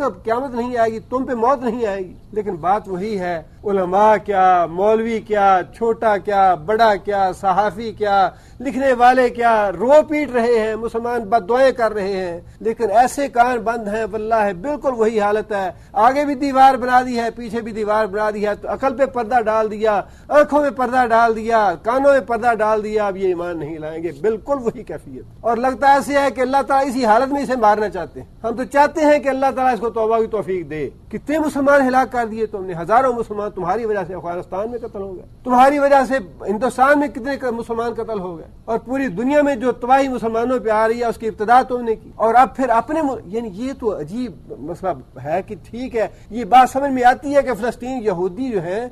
یہودی فلسطینیوں کو ماریں، یہ بات سمجھ میں آتی ہے، یہودی مسلمانوں کو ماریں، یہ بات بھی سمجھ میں آتی ہے کہ ہندو مسلمانوں کو ماریں، یہ بات بھی سمجھ میں آتی ہے کہ عیسائی مسلمانوں کو ماریں، لیکن عقل پہ ایسا پردہ ڈال دیا جائے، آنکھوں پہ ایسا پردہ پڑ جائے کہ خود مسلمان جو ہے وہ مسلمانوں کو قتل کریں، مسلمانوں کے سینے چھلنی کریں، مسلمانوں کو بے گھر کریں، مسلمان عورتوں کو اور مسلمان بچوں کو ان کے گھر جو ہے کھنڈر بنا دیں، ان کے رہنے بسنے کے لیے اور ان کے جینے کے لیے کوئی جگہ نہ چھوڑے مسلمان۔ یہ تو ایسے حقائق اللہ تعالیٰ نے قرآن مجید میں بیان کیے ہیں کہ انسان غور و فکر کرے تو واللہ قرآن مجید چلتی پھرتی تصویر ہے حقائق کی۔ اپنی آنکھوں سے انسان سب کچھ دیکھ سکتا ہے جو قرآن مجید کی ایک ایک آیت میں لکھا ہے، اپنی آنکھوں سے آپ نظارہ کر سکتے ہیں پوری دنیا میں، اپنے دائیں بائیں آگے پیچھے دیکھیے، سب کچھ وہ نظر آئے گا جو قرآن مجید بیان فرماتا ہے۔ اب اللہ فرماتے ہیں کہ یہ لوگ جن کے ہم نے ہدایت کے راستے بند کر دیے، جتنا مرضی ان کو ڈراتے رہو، جتنا مرضی ان کو واز کرو، جتنا مرضی ان کو نصیحت کرو، اللہ فرماتے ہیں سب ان کے لیے برابر ہے، ایمان نہیں لائیں گے، لا یؤمنون۔ لیکن اس کے باوجود علماء نے یہی لکھا ہے کہ مومن آدمی کا، مسلمان کا فریضہ یہی ہے، اس پہ واجب یہی ہے کہ اللہ کی طرف سے راستے بند ہو جائیں تو اللہ کا معاملہ ہے، لیکن واز کرتے رہنا، تبلیغ کرتے رہنا، حق کی بات پہنچاتے رہنا، یہ بہرحال مسلمان پہ واجب ہے، یہ نہیں چھوڑنا چاہیے۔ الحمدللہ علماء جو ہیں اپنی حد تک فرض ادا کر رہے ہیں، مساجد میں خطبے بھی دیتے ہیں، دروس بھی دیتے ہیں، جلسے جلوس بھی کرتے ہیں، کانفرنس بھی کرتے ہیں، اور مسلمانوں کو اس کے بارے میں شعور بھی پیدا کرتے ہیں، بیدار بھی کرتے ہیں، انہیں سب کچھ کر رہے ہیں، حکومت تک ساری باتیں پہنچاتے بھی ہیں۔ اب کرنا نہ کرنا یا ان کو ہدایت دینا نہ دینا، توفیق دینا نہ دینا، وہ اللہ کے ہاتھ۔ لیکن مسلمان کا کام یہی ہے کہ اپنے گھر بار میں بھی بعض اوقات انسان پریشان ہو جاتا ہے، جی اپنے گھر میں بیوی ہے، بچے ہیں، بھائی ہیں یا اور دوسرے لوگ ہیں، جی کہاں تک انسان کہے، کیا کرے کیا نہ کرے، اتنا کہہ دیا، بات سننے کو کوئی نہیں آتا، بات مانتا کوئی نہیں ہے، وہ ساری باتیں اپنی جگہ پہ، اس لیے کہ ہدایت تو اللہ کے ہاتھ میں ہے، لیکن کہتے رہنا ہر آدمی کا فرض ہے، بیوی ہے تب بھی، بھائی ہے تب بھی، بیٹا ہے تب بھی، بہن ہے تب بھی، ماں ہے تب بھی، باپ ہے تب بھی، کہتے رہنا فرض ہے۔ انسان کو اپنا جو فرض ہے یا جو چیز انسان پہ ذمہ داری ہے وہ پوری کر دینی چاہیے۔ اور الحمدللہ نبی صلی اللہ علیہ وسلم کو چونکہ مخاطب کر کے یہ باتیں ارشاد فرمائی گئیں، نبی صلی اللہ علیہ وسلم کو بتا دیا گیا یہ لوگ ایمان نہیں لائیں گے، لیکن اس کے باوجود نبی صلی اللہ علیہ وسلم نے حق دعوت اور حق تبلیغ ادا کرنے میں کمی نہیں چھوڑی۔ آگے اللہ فرماتے ہیں انما تنذر من اتبع الذکر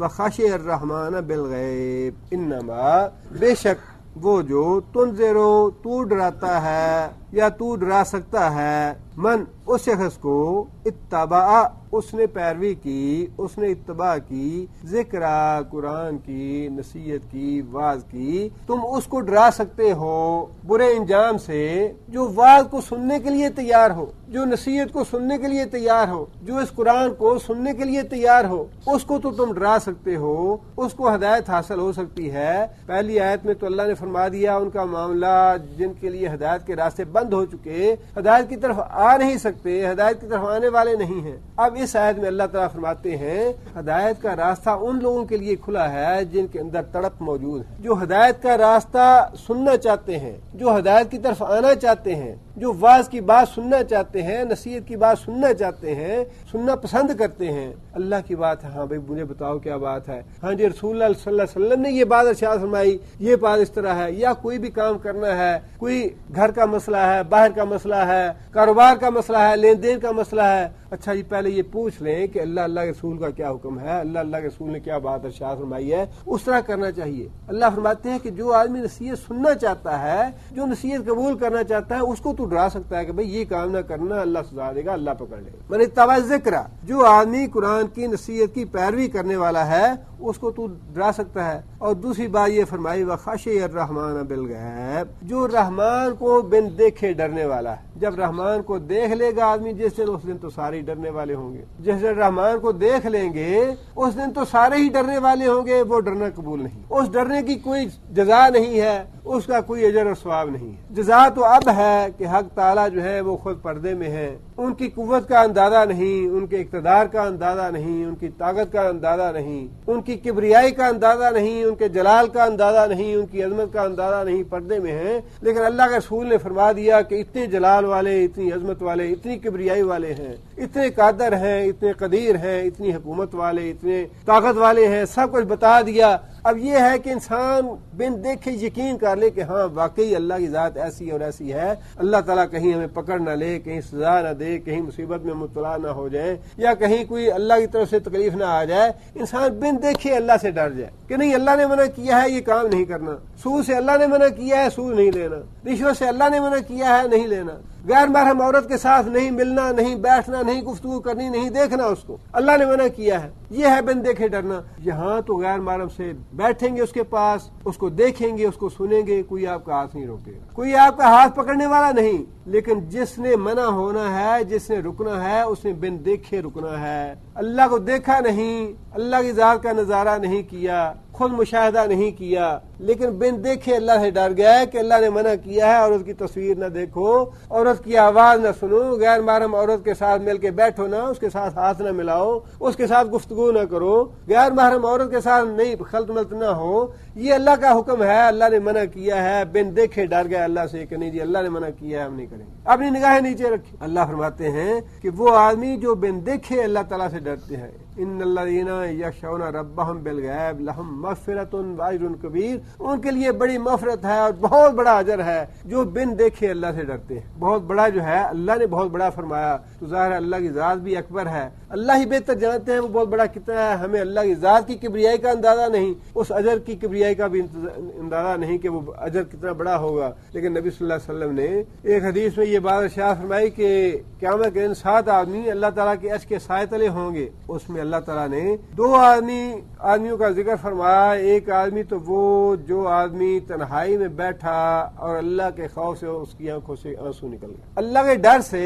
اللہ کے خوف سے اس کی آنکھوں سے آنسو نکل گئے، یا اللہ میں بڑا گناہگار ہوں، بڑے گناہ ہوئے، ساری زندگی میری گناہوں میں گزر گئی، یا اللہ تو معاف نہیں کرے گا تو کون معاف فرمائے گا، یا اللہ تیری مغفرت درکار ہے، تیری بخشش درکار ہے، میں گناہگار ہوں، تو بخشنہار ہے، میرے جیسا دنیا میں کوئی گناہگار نہیں اور تیرے جیسا بخشنہار کوئی نہیں، یا اللہ تو معاف کر دے۔ اپنے گناہوں کو یاد کر کے انسان کی آنکھوں سے آنسو نکل آئیں اللہ کے ڈر سے، تو نبی صلی اللہ علیہ وسلم نے فرمایا کہ قیامت کے دن اس آدمی کو اللہ تعالیٰ اجر کبیر عطا فرمائیں گے، اس وقت جب کوئی سایہ نہیں ہوگا سوائے اللہ کے عرش کے سائے کے علاوہ، اللہ تعالیٰ اس آدمی کو اپنے عرش کے سائے تلے جگہ دیں گے۔ اور دوسرا فرمایا کہ وہ آدمی جس کو اونچے خاندان کی خوبصورت عورت نے دعوت گناہ دی اور کوئی رکاوٹ نہیں تھی اس کے گناہ میں، لیکن اس نے یہ بات کہی کہ میں تو اللہ سے ڈرتا ہوں، میں یہ کام نہیں، اللہ سے ڈر کے تو وہ بات آ گیا، رک گیا اس کام سے، تو نبی صلی اللہ علیہ وسلم نے فرمایا کہ قیامت کے دن اس کو بھی اللہ کے عرش کے سائے تلے جگہ دی جائے گی، وہ بھی اللہ کے ڈر سے باز رہا گناہ سے۔ اللہ سے، اللہ کا ڈر اور اللہ کا خوف جو ہے یہ انسان کی اصلاح کے لیے اور انسان کو سنوارنے کے لیے بنیادی بات ہے کہ جو آدمی اللہ سے ڈرتا ہے، اللہ کا خوف رکھتا ہے، وہ تو ایک قدم اٹھانے سے پہلے بھی سوچے گا کہ اللہ ناراض نہ ہو جائے، اپنی زبان سے کوئی چھوٹی سی بات نکالنے سے پہلے بھی سوچے گا کہ کہیں اللہ تعالیٰ مجھ سے ناراض نہ ہو جائے۔ کوئی بھی کسی دوسرے کے ساتھ معاملہ کرنے سے پہلے 100 بار سوچے گا کہ میں یہ اس کے ساتھ معاملہ کر رہا ہوں، اس کے ساتھ وعدہ خلافی نہ ہو جائے، اس کے ساتھ جھوٹ نہ ہو جائے، اس کے ساتھ کوئی دھوکہ اور فریب نہ ہو جائے، اس کی غیبت نہ ہو جائے، اس کی کوئی بری بات نہ ہو جائے، اس کا کوئی حق نہ مارا جائے۔ 100 بار سوچے گا کہ نہیں بھائی میں تو اللہ سے ڈرتا ہوں، میں یہ کام نہیں کروں گا۔ حضرت بلال رضی اللہ تعالیٰ عنہ کو ایک صحابی نے کہہ دیا کہ اے کالی کے بیٹے، وہ صحابی جو تھے ان کو بعد میں اتنا اس بات پہ افسوس ہوا اور اتنا ان کو اللہ کا ڈر آیا، کہنے لگے کہ بلال میں نیچے لیٹتا ہوں اور تو میرے گال کے اوپر اپنا پاؤں رکھتا کہ مجھے اس بات کی سمجھ آ جائے کہ اسلام لانے کے بعد میں نے کتنی بڑی بات اپنی زبان سے نکال دی ہے، مجھے اللہ معاف کر دے، اللہ سے ڈر لگتا ہے اس بات پہ کہیں اللہ مجھے پکڑ نہ لے، میں نیچے لیٹتا ہوں تو اپنا پاؤں جو ہے میری چہرے کے اوپر رکھ، میرے منہ کے اوپر رکھ، تاکہ میں تیرے سامنے اتنا ذلیل اور رسوا ہو جاؤں کہ میری زبان سے جو بات نکلی ہے اس کی تلافی ہو جائے۔ اللہ فرماتے ہیں کہ جو آدمی اللہ سے بن دیکھے ڈر گیا اس کو بھی تو خبردار کر سکتا ہے، ڈرا سکتا ہے۔ اور آگے اللہ فرماتے ہیں فَبَشِّرْهُ بِمَغْفِرَةٍ وَأَجْرٍ كَرِيمٍ، فَبَشِّرْهُ بشارت دے دے، خوشخبری دے دے ایسے آدمی کو مغفرت کی، بخشش کی کہ جو آدمی مجھ سے ڈرتا ہے میں اس کے سارے گناہ معاف کر دوں گا۔ اور اللہ نبی صلی اللہ علیہ وسلم نے یہ بات ارشاد فرمائی کہ قیامت کے دن اللہ تعالیٰ یہ بات ارشاد فرمائیں گے کہ میں کسی آدمی پہ 2 خوف اکٹھے نہیں کروں گا، 2 امن بھی اکٹھے نہیں کروں گا، کسی بھی آدمی پہ 2 خوف اکٹھے نہیں کروں گا، 2 امن بھی اکٹھے نہیں کروں گا۔ ایسے ممکن نہیں کہ ایک آدمی مجھ سے اس دنیا میں بھی ڈرتا رہا اور خوف محسوس کرتا رہا اور قیامت کے دن بھی وہ خوف میں مبتلا رہے، وہ ڈرتا رہے، یہ ممکن نہیں۔ جو دنیا میں ڈر گیا اس کے لیے قیامت کے دن امن ہے، اور یہ بھی ناممکن بات ہے کہ ایک آدمی دنیا میں عیش اور اللہ تللے کرتا رہے، امن اور سکون سے رہے اور اپنی مرضی سے عیاشی کرتا رہے اور اپنی زندگی جو ہے پرسکون طریقے سے گزارے، کسی کی پرواہ نہیں ہے، اپنی مرضی سے اٹھے، مرضی سے جاگے، مرضی سے کھایا، مرضی سے پیا، اپنی مرضی سے منہ سے بک بک کرتے رہے، جو آیا نکال دیا، اور دنیا میں بھی وہ امن سے رہے، دنیا میں بھی عیش اور آرام سے رہے اور آخرت میں بھی عیش اور امن سے رہے، یہ ممکن نہیں ہے۔ دو امن کسی کے لیے نہیں، دو خوف کسی کے لیے نہیں۔ جو دنیا میں خوف سے رہے گا قیامت کے دن اس کے لیے امن ہوگا، اور جو آدمی دنیا میں امن سے رہے گا قیامت کے دن اس کے لیے خوف ہوگا، قیامت کے دن اس کو پکڑ ہوگی، اس کو سزا ملے گی۔ اس لیے اللہ نے فرمایا کہ جو آدمی ڈر گیا مجھ سے اس کے لیے مغفرت ہے، میں قیامت کے دن اس کے گناہ معاف کر دوں گا، باجر کریم، اور بڑی عزت کا اجر ہے اس کے لیے۔ دوسری آیت میں یہ فرمایا اجر کبیر، ان الذین یخشون ربهم بالغیب لهم مغفرۃ واجر کبیر، ان کے لیے اجر کبیر ہے، اور یہاں فرمایا اجر کریم۔ اجر کریم اور غیر کریم میں کیا فرق؟ کریم کا معنی عزت والا، عزت والا رزق۔ کیا مطلب؟ کا مطلب یہ ہے کہ یہاں اس دنیا میں انسان نوکری کرتا ہے، باس کی ڈانٹ ڈپٹ سنتا ہے تو انسان کبھی کہتا ہے یار کتنی ذلت کی روزی ہے، کفیل جو ہے برا بلا کہہ دیتا ہے، بدسلوکی کرتا ہے، بدتمیزی کرتا ہے، انسان دل میں محسوس کرتا ہے، گالیاں نکالتا ہے، کبھی کفیل کو بھی یا باس کو بھی کہتا ہے کتنے بیس ہیں، کتنے برے ہیں، کتنا ایسا کیا۔ اور علامہ اقبال نے بھی یہی کہا ہے کہ اس رزق سے موت اچھی جس رزق سے آتی ہو پرواز میں کوتاہی۔ لیکن اس دنیا میں انسان رزق کی خاطر مرتا بھی ہے، جیتا بھی ہے، گالیاں بھی کھاتا ہے، سب کچھ سنتا ہے، یہ رزق کریم نہیں ہے۔ یہ جو انسان رزق اس دنیا میں کماتا ہے یہ رزق کریم نہیں ہے۔ کبھی نہ کبھی انسان کتنا بادشاہوں کا بھی حال دیکھ لے کیا ہے، یہ رزق کریم نہیں ہے۔ اس دنیا میں بادشاہوں کا رزق بھی رزق کریم نہیں ہے۔ ہر بندے کے گلے میں جو ہے انگوٹھا کسی نہ کسی نے دیا ہوا ہے۔ بش کا رزق بھی رزق کریم ہے، وہ اپنے آپ کو پتہ نہیں ساری دنیا کا مالک سمجھتا ہوگا، لیکن رات کو نیند اس کو بھی نہیں آتی، ساری دنیا کی لعنت ملامت سننی پڑتی ہے اسے بھی۔ دنیا میں رزق کریم نہیں ہے، لیکن اللہ فرماتے ہیں قیامت میں رزق کریم ہوگا، بڑی عزت کا رزق ہوگا، جو چاہے گا جہاں سے چاہے گا جتنا چاہے گا وہ حاصل ہو جائے گا۔ کوئی یہ نہیں کہے گا کہ جی آج تو اسٹور میں چیزیں ختم ہو گئی، ابھی کل آنا یا پرسوں آنا، یا ابھی اتنا تم کیا کرو گے لے کے مال، اتنا کیوں طلب کرتے ہو، کس کے لیے طلب کرتے ہو، کوئی روک ٹوک نہیں ہوگی۔ اللہ نے فرمایا کہ بڑی عزت کا رزق ملے گا اسے، اجر کریم، بڑی عزت کا اجر و ثواب ہوگا وہ جنت میں۔ آگے اللہ فرماتے ہیں انا نحن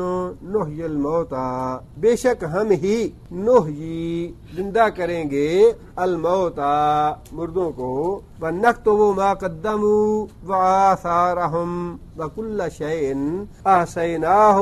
فی امام مبین۔ اب آگے اللہ تعالیٰ نے یہ بات تو فرما دی دنیا میں ایمان لانے والوں کی اور ایمان نہ لانے والوں کی۔ جو ایمان نہیں لاتے ان کی بھی کیفیت اللہ نے بتا دی کہ ان کے لیے میں نے ہدایت کے دروازے بند کر دیا، وہ اسی طرح مریں گے جائیں گے اس دنیا سے۔ اور جو ہدایت لانے والے ہیں، ایمان لانے والے ہیں، ان کے لیے بھی اللہ نے فرما دیا کہ ایمان لانے والوں کے لیے قیامت کے دن مغفرت ہوگی، اجر کریم ہوگا۔ اور آگے اللہ تعالیٰ نے خبردار کر دیا دونوں جماعتوں کو، دونوں گروہوں کو، کہ ہم زندہ کریں گے ایک نہ ایک دن ساری مخلوق کو، سارے مردوں کو زندہ کریں گے۔ اور یہ بات سارے لوگ یاد رکھیں، نکتبو، اکتبو نکتبو کون سا فعل ہے؟ مضارع ہے، جمع متکلم کا صیغہ ہے۔ نکتبو ہم لکھتے ہیں یا ہم نے لکھا ہے، ما قدمو ما موصولہ ہے، وہ جو قدمو کون سا فعل ہے؟ ماضی ہے، جو مذکر غائب کا صیغہ ہے۔ قدمہ کا معنی وہ آگے بڑھا، قدمو انہوں نے آگے بھیجا، جو اعمال انہوں نے اپنی اس دنیا کی زندگی میں کر کے آگے بھیجے ہم وہ بھی لکھتے ہیں۔ وآثارہم، اثر کا معنی، اثر کا معنی نشان بھی اور اثر کا معنی قدم بھی۔ ویسے تو قدم بھی چونکہ نشان لگاتے ہیں زمین پہ، اسی حوالے سے، نشان کے حوالے سے ہی قدم بھی کہا جاتا ہے اسے۔ اب اس کی دونوں تفسیریں کی ہیں مفسرین نے۔ ایک تو آثار، اس کی تفسیر یہ ہے کہ ان کے جو نشانات رہ گئے دنیا میں، خود تو بندہ چلا گیا، اب جو وہ نشانیاں پیچھے چھوڑ گیا ہے ان کو بھی ہم لکھتے جا رہے ہیں۔ نشانیاں کیا ہیں پیچھے والی؟ نشانیاں ہیں کہ اپنی اولاد کیسی چھوڑ گیا، کوئی ایسا کام کر گیا جو اس کی یاد تازہ کرنے والا ہو، جو اس کا نام باقی رکھنے والا ہو، ایسی نشانی چھوڑ گیا، کوئی مدرسہ بنا گیا، کوئی مسجد بنا گیا، کوئی ایسا ادارہ بنا گیا جو دین کی اسلام کی خدمت کرنے والا تھا، یا کوئی اور نیکی کا کام کر گیا۔ اسی طرح برائی کے معاملے میں کوئی ایسی بری پارٹی بنا گیا، کوئی ایسی بری جماعت بنا گیا جس کے نظریات جو ہیں کافروں والے یا مشرکانہ تھے یا بدعت والے تھے، ایسا کوئی جماعت بنا گیا، کوئی ادارہ بنا گیا، کوئی تنظیم بنا گیا، یا اپنی اولاد کو بری تربیت دے گیا، اپنے گھر میں کوئی ایسا برا چیز جو ہے وہ لا کے اپنے بچوں کو رکھ دے گیا، یا کوئی بھی ایسی چیز جس کے نیکی اور برائی کے جاری رہنے کے امکان ہیں، اس کے اللہ فرماتے ہیں کہ جو نشان باقی رہ جائیں گے اس کے جانے مرنے کے بعد ان کو بھی ہم لکھتے جائیں گے کہ اس آدمی نے یہ چیز باقی چھوڑی، اور اس کے نامہ اعمال میں جب تک وہ نیکیاں ہوں گی وہ نیکیاں شمار ہوتی رہیں گی۔ اولاد کو نیک تربیت دی، انہوں نے آگے اپنی اولاد کو نیک تربیت دی، انہوں نے اپنی اولاد کو آگے نیک تربیت دی، جب تک وہ سلسلہ چلتا رہا اس کے دادے کو پردادے کو یا جس نے بھی اس کا سلسلہ شروع کیا تھا اس کے نامہ اعمال میں لکھا جاتا رہا۔ کوئی ایسی کتاب لکھ دی، کوئی ایسی کیسٹ بنا دی، کوئی ایسی مسجد بنا دی، کوئی ایسا تعلیمی ادارہ بنا دیا، مدرسہ بنا دیا جس میں شرکت کی یا خود بنا دیا، تو جب تک وہ سلسلہ چلتا رہے گا، جب تک وہ اس سے نیکی پھیلتی رہے گی، اس کے نامہ اعمال میں اللہ تعالیٰ اس کی نیکیاں لکھتے رہیں گے۔ یہ ہے اس کے نشانات جو ہیں جو اس نے باقی چھوڑے۔ اور اسی طرح برائی کا معاملہ ہے کہ انسان اپنے بچوں کو ویڈیو کی، ٹی وی کی، فلموں کی لت لگا دی، گانوں کی لت لگا دی، اب بچوں نے بھی سننا شروع کر دیا، آگے بچوں کو بھی پتہ نہیں اللہ کیا ہے، اللہ کا رسول کیا ہے، قرآن کیا ہے، نماز کیا ہے، روزہ کیا ہے، کھانا پینا ہے، PhD کرنی ہے، MBBS کرنا ہے، انجینئرنگ کرنی ہے، اور دنیا میں اللہ تللے اڑانے ہیں۔ جب تک وہ سلسلہ چلتا رہے گا، حتیٰ کہ کہیں سے آگے جا کے نسل میں کسی کو اللہ ہدایت دے دے اور پھر نیکی کا سلسلہ شروع ہو جائے، جب تک وہ سارے گناہ اس کے نامہ اعمال میں لکھے جاتے رہیں گے۔ کوئی ایسی جماعت بنا گیا جس کے افکار، جس کے نظریات، جس کے عقائد جو تھے وہ اسلام کے خلاف تھے، ہاں جی یہ حدود جو ہیں یہ تو بڑی ظالمانہ سزائیں ہیں، یا اس طرح کی باتیں، یا اسلامی سوشلزم ہے یا سوشلزم ہے، یہ ساری چیزیں جو ہیں، یہ جتنی بھی چیزیں اس طرح کے انسان چھوڑ جاتا ہے، جب تک لوگ اس سے مستفید رہتے ہیں یا جب تک لوگوں میں وہ نظریات باقی رہتے ہیں، وہ نظریات پھیلتے رہتے ہیں، وہ سارا گناہ ان کے نامہ اعمال میں لکھا جاتا رہے گا۔ اس کا دوسرا معنی جو ہے وہ قدموں کے اعتبار سے ہے کہ ان کے قدم بھی لکھے جاتے ہیں، اور اس بارے میں ایک حدیث بھی نبی صلی اللہ علیہ وسلم کی مفسرین نے لکھی ہے۔ حدیث یہ ہے کہ بنو سلمہ کے لوگ مسجد نبوی سے دور رہتے تھے، ان کے گھر ذرا دور تھے، تو انہوں نے اس خیال سے کہ دور ہونے کی وجہ سے ہماری جماعتیں ضائع نہ ہو جائیں، انہوں نے اس بات کا ارادہ ظاہر کیا کہ مسجد کے قریب جو خالی جگہ پڑی ہے ہم اپنے گھر یہاں بنا لیتے ہیں۔ نبی صلی اللہ علیہ وسلم کو جب یہ علم ہوا کہ یہ اپنا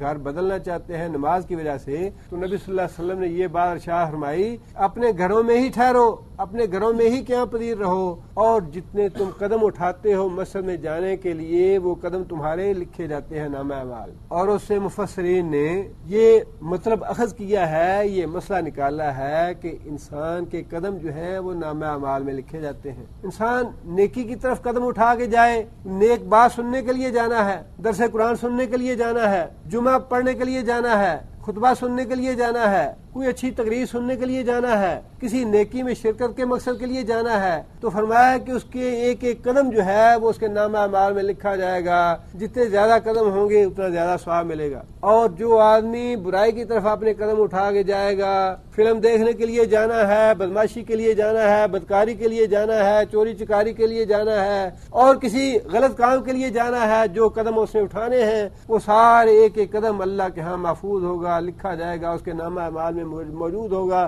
قیامت کے دن انسان کو سب کچھ انسان اپنی آنکھوں سے دیکھ لے گا کہ اتنے قدم اٹھا کے میں فلاں مسجد کی طرف گیا، یا اتنے قدم اٹھا کے میں فلاں سینما گھر کی طرف گیا، جو کچھ بھی ہے وہ سارے کا سارا اللہ تعالیٰ فرماتے ہیں کہ نقد وہ ہم لکھتے جا رہے ہیں۔ اور یہی بات اللہ تعالیٰ نے سورہ کہف میں فرمائی کہ لا صغیرۃ ولا کبیرہ، جب انسان نامہ اعمال دیکھے گا تو کہے گا کہ یا اللہ یہ نامہ اعمال کیسا ہے کہ اس میں چھوٹی سے چھوٹی چیز یا بڑی سے بڑی چیز کوئی بھی ایسی نہیں جو رہ گئی ہو، ساری کی ساری باتیں، سارے کی ساری چیزیں جو ہیں وہ اس میں لکھ دی گئی ہیں۔ اللہ فرماتے ہیں کہ ہم جو انسان آگے اعمال بھیجتا ہے ان کو بھی لکھتے ہیں، وآثارہم، اور جو اپنے پیچھے نشانیاں چھوڑ جاتا ہے یا جو قدم ہے اس کے ان کو بھی لکھتے ہیں۔ وَكُلَّ شَيْءٍ أَحْصَيْنَاهُ فِي إِمَامٍ مُبِينٍ، وَكُلَّ شَيْءٍ اور ہر چیز، احصینا کون سا فعل ہے؟ احصیتو، احصینا ہم نے گن رکھا ہے اس کو، فی امام مبین ایک واضح کتاب میں، ایک کھلی کتاب میں ہم نے ہر چیز گن گن کے لکھ رکھی ہے۔ ہر آدمی کی فائل کھلی ہوئی ہے، کوئی آدمی یہ نہ سمجھے اللہ بھول جائے گا یا اللہ کے پاس ہمارا ریکارڈ محفوظ نہیں ہے۔ یہاں اس دنیا میں تھانے میں کسی کی فائل کھل جائے، ہر وقت خوف زدہ رہتا ہے کہ بھئی فائل کھلی ہوئی ہے، یا کسی کو پتہ چل جائے یہ حکومت نے ہماری فائل کھول دی، پھر حکومت جو کہتی ہے، جو منوانا چاہتی ہے، ہاں جی ہم تو فلاں لیگ میں شامل ہو گیا، فلاں کو ووٹ دے دیا، ہاں جی فلاں ہمارا بڑا رہنما، بڑا لیڈر ہے، فلاں تو آج تک پیدا ہی نہیں ہوا تھا، فلاں جو ہے وہ بڑا فہم و فرس، اس کے بغیر تو پاکستان چل ہی نہیں سکتا۔ جب فائلیں کھل جاتی ہیں تو اس طرح کی باتیں جو ہے زبان سے نکلنی شروع ہو جاتی۔ کبھی ہم نے غور نہیں کیا، کبھی اس بات پہ سوچا نہیں کہ اللہ تعالیٰ کے ہاں ہر آدمی کی فائل کھلی ہوئی ہے۔ اللہ تعالیٰ نے ہر آدمی کا ریکارڈ اپنے پاس محفوظ کیا ہوا ہے، اور یہ آج کا نہیں۔ اللہ فرماتے ہیں کہ ہم نے تو شروع دن سے ہی لوح محفوظ میں ہر چیز کو محفوظ کر رکھا ہے۔ انسان نے کتنے سانس لینے ہیں یہ بھی لکھا ہے، انسان نے کتنی دفعہ اپنی نظر جھپکانی ہے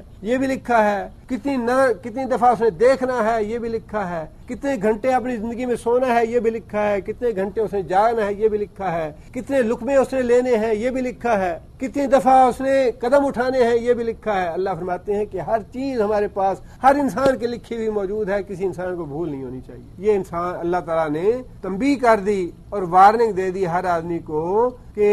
ویسے تو بتا دیا کہ جو آدمی رحمان کو بن دیکھے ڈرتا رہے گا اس کے لیے مغفرت بھی ہے، اجر کریم بھی ہے، اس کے باوجود اللہ تعالیٰ نے وارننگ دے دی، تنبیہ دے دی کہ کہیں بھول نہ جانا، کہیں غفلت میں نہ پڑ جانا کہ تمہارا ریکارڈ ہمارے پاس نہیں ہے یا تو ہم تم بھول جائیں گے جو کچھ تم کر کے آئے۔ اللہ فرماتے ہیں کہ ہم نے ہر چیز تمہاری لکھی ہوئی ہے اور گن گن کے لکھی ہوئی ہے۔